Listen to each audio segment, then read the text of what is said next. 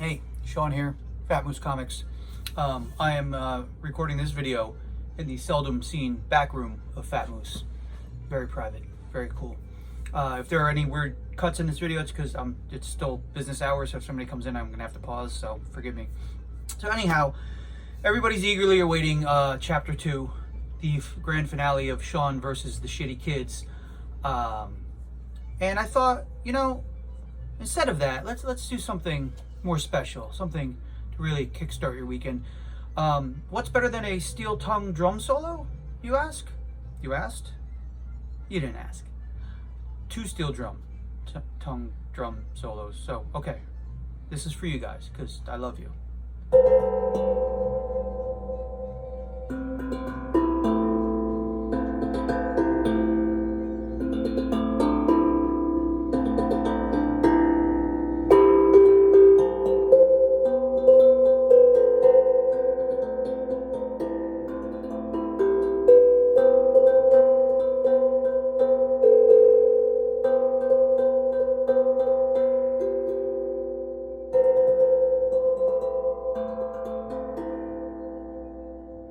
I'm gonna do this for like 20 more minutes, so no, I'm just kidding. Okay, sorry, that was stupid. All right, so I was shocked at how many people were contacting me who wanted the end of the tale that I posted the other day of me versus the shitty kids who decided to harass me at the store. Strange thing though, I posted the video to a retailer page. It's only for like people who own comic shops or manage comic shops. And most people were like, oh yeah, I've had to deal with that, or oh, thank God I've never had to deal with that. And one guy in particular said, oh, that video really, puts you in a bad light. It makes you come off as an asshole. And I said, well, what do you mean? Like, I was nice to those kids until they were dicks to me, and then I just reciprocated. He goes, oh, nope, I was right, you're an asshole. So I took the time to craft a response. It's a very articulate, well thought out, measured adult response to this guy's criticism of how I run my store, how I handle shitty children. Well, all right. Well, we'll just do this. There you go. Eat it, jackass. Don't judge me. You don't live my life. Okay, so let's go move ahead here real quick. I misspoke in the last video. I think I said it was a Saturday when the kids finally drove me over the edge. It was actually a Wednesday. I thought about it. It's because Justin was here. And then young Master Thomas was here later in the day, and he's one of my regulars who was training. We were teaching him how to be a good and proper register monkey, because it's always good to have some backup. He's a good dude. He came in a little later after this whole thing, but he was here for when the cops were here. But anyway, so that'll play in later. So, if you recall, that day, they tried to sneak in. They saw Justin. They thought I wasn't here, so they were like, oh, maybe we can terrorize this guy, and I dissuaded them of that idea. And then 3 times over the next hour or 2, they would open the door, scream F you, slam the door, whatnot. So the 3rd time, I was like, all right, I'm gonna go outside. I'm sure they're gone. I'm sure they're not dumb enough to stick around.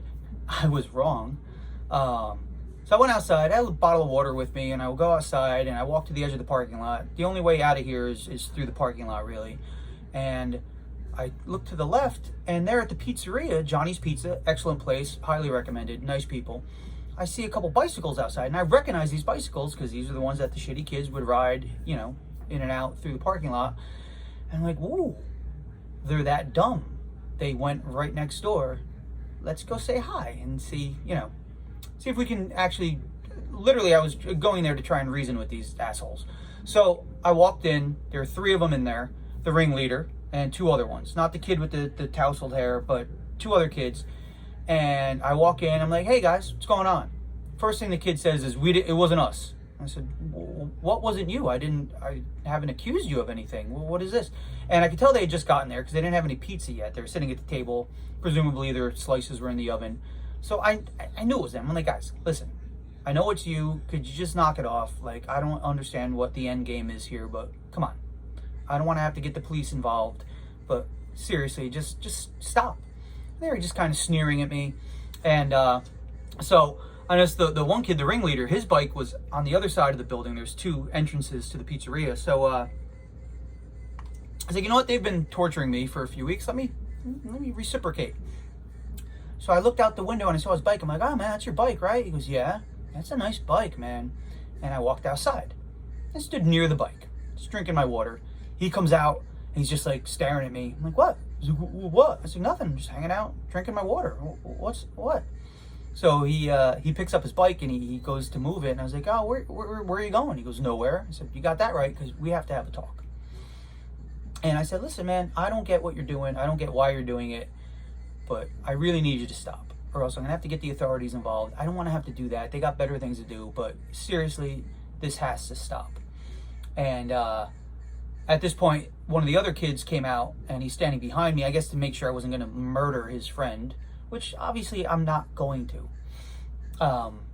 Maybe they didn't know that, but no, I was not going to lay a hand on any children, for Christ's sake. So the friend comes out. I'm like, what's up, Stretch? He's the tall one. And I said, listen, you guys, stay away from my store.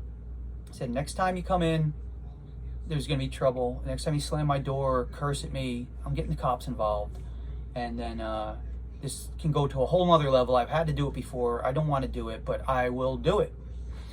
And the kid was just kind of being like snotty. So I got kind of close to him. Just a little closer, you know. And I was like, listen, I'm not kidding around. This ends today. And I think I spooked him. I put on my serious face. It looked like this. I think that's my serious face. Does that translate? And he said, yes. I said, yes, what? He said, yes, sir. I'm like, fucking right, sir. That's right. I'm many years your senior, and you will show me the respect I've earned. And so that was it. And I poked my head in the pizzeria, and I said to the other kid, I'm like, that goes for you too, Slappy. Stay the hell out of my store. Quit hassling me. Now, the people at the pizzeria, God bless them, they're nice. They were looking at me like, holy crap, they'd never seen me angered before. And that was it. So I go next, back to the comic shop. And then I'm thinking, I'm like, you know what? I looked at the security footage. I had taken some pictures from the footage. And I was like, it's still a little blurry. It's like, for all I know, these kids are going to double down now to see how far they can push it. I said, well, they're just sitting right there. So I went back next door with my cell phone. I walked in. And I said, smile, fellas. And they all looked up, and I clicked out 4 quick pictures of them. The one kid turned his head after the first shot. The other one kind of did one of these. But the first shot, I got them all just like looking right at me. He's like, what are you doing? He's like, well, now I've got a nice clear picture of you. And the next time you hassle me, this picture goes to the authorities. And the kid's like, well, the ringleader, my favorite. He said, well, what if it's not us? What if it's somebody else? I'm like, well, if it's somebody else, it's obviously your friends, because you're all in this little group. You're going to take the fall. I'm going to assume it's you. So if they're really your friends, you tell them, knock it off, or you're going to get in trouble. And this is when you find out who your friends really are, I suppose. And that was it. So I come back here to the comic shop. I'm wound up. I don't think they really took the point. So I just thought, like, what am I going to do? I'm going to call the cops and just ask them, like, what can I do to stop this? I don't want to deal with this anymore. So I called the Hanover police. Very, very helpful police department. They're nice guys, one and all. And I explained the situation. I said, what are my options? What can I really do? Because I don't want to live like this. And he said, well, you can file, we'll make a note of it, or whatever the hell. File a report. Sorry, it's been a long day. So I explained it to him. He took my name and number and address and all that. He said, okay, we're going to file a report. And if it happens again, just hit us up. And, you said you have a picture of them. We can use that to backtrack and see who they are and who their friends are and contact their parents and whatnot. So, I go in the back room. I'm pricing up comics. I'm like, I'm stressed out, man. It was probably about 4:30 or so. I was like, I'm just going to have a beer. I'm going to have a Guinness. And I said, hey, Justin, you want a beer? Let's have a beer together. I need to unwind. It's a Wednesday. Why the hell not? And then young Master Thomas came in for his Wednesday evening shift to help out at the register. And so I was like, you want a beer too? He's like, yeah, he's of age. He's in his mid-20s. Let's not get silly. So we're all having a beer. I'm in the back room here. I'm watching Colbert, and I'm pricing up comics, as I am wont to do. And I hear the door, and I see coming up the stairs a police officer. I'm like, oh, shit. So I put the beer down. I go into the main area of the store, and there's Justin and young Master Thomas watching TV, a beer in hand. I'm like, guys, and they see, so they stash the beer.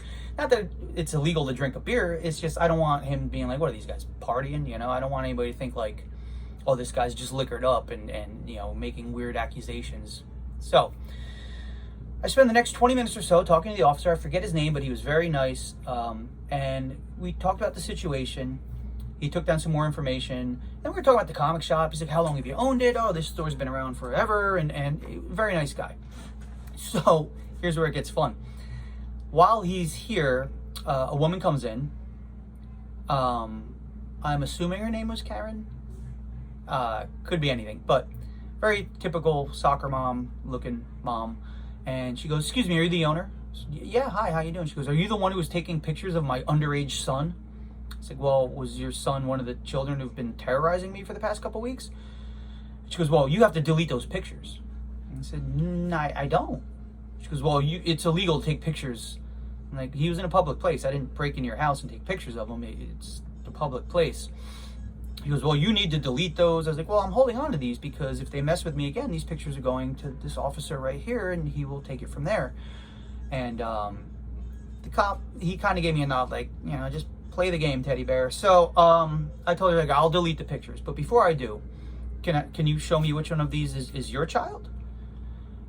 And, before all that, she even said, she's like, well, I don't know if those children have been acting up, but, you know, I can only control my son's behavior. I can only control his behavior. She said this was like her mantra. She said it several times.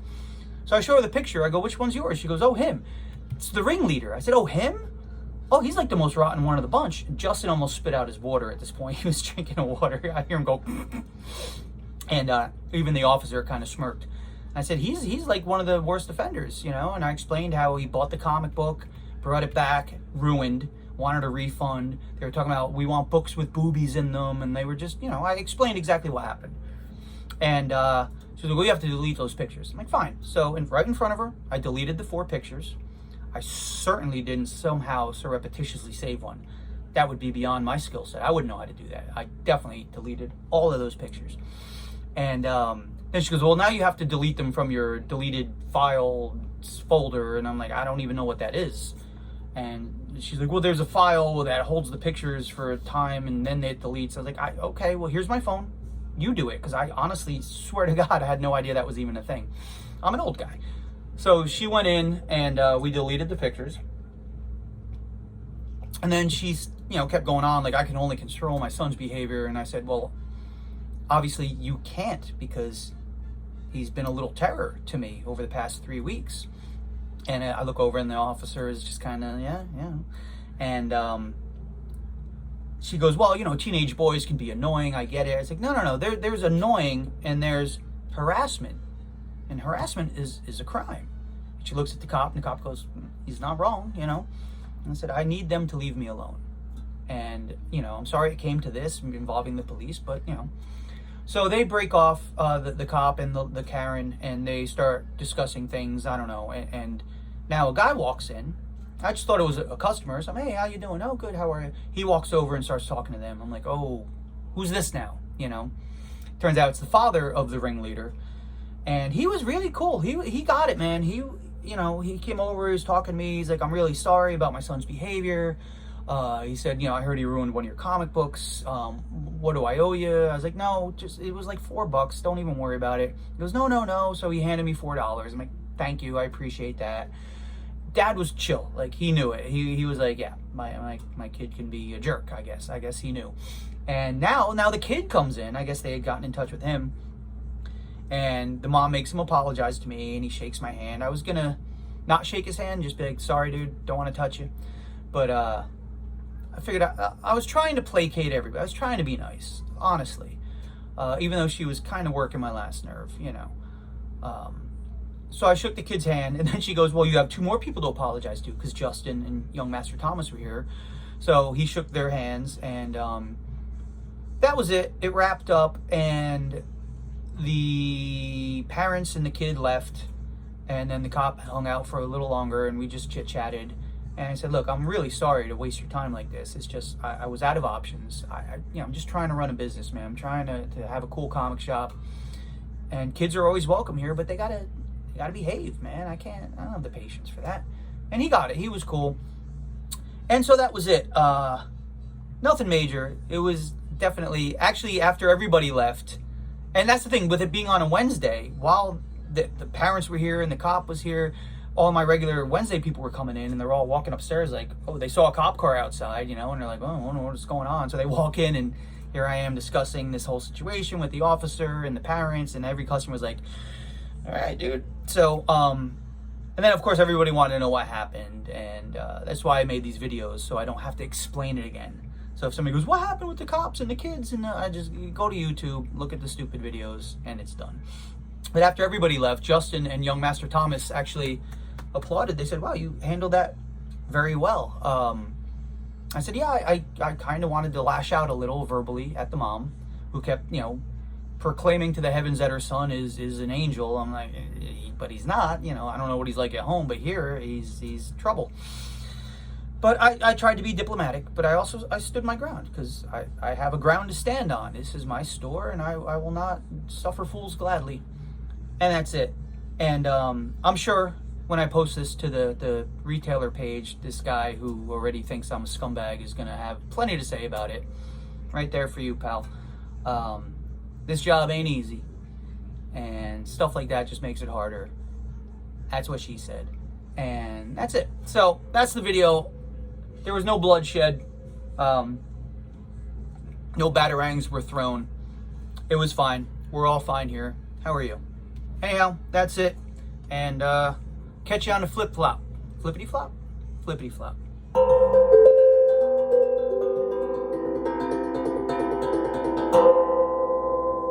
Wait, can I do it? No.